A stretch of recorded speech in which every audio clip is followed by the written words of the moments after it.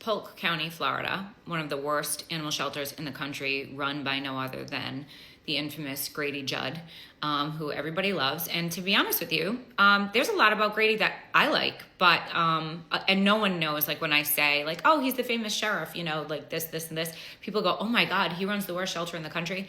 Yes, he runs one of the worst shelters in the country. He refuses help from anybody who tries to save dogs within his facility.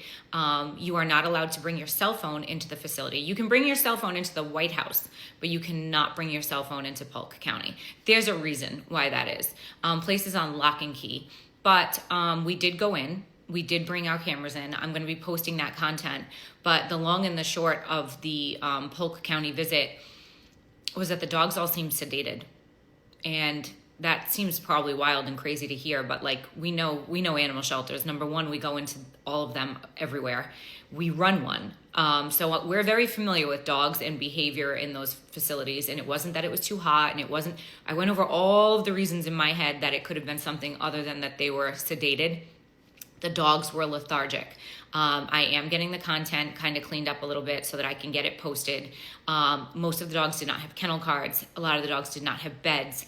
The place was packed with people. But yeah, so it's a mess. Everybody said it was going to be a mess. There was a lot of reports of cockroaches and drainage issues and things like that. It was full.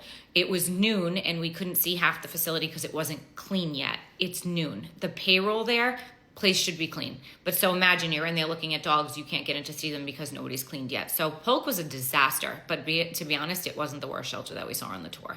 And we saw some good shelters on the tour, shelters that had been reported to us as bad that really were not bad. So anyway, that was the update on Polk County. So we're going to continue to work on that and do our best, especially with me being down here in Florida now. But he's tough, man. I don't know if anyone's going to be able to get into that facility until he retires.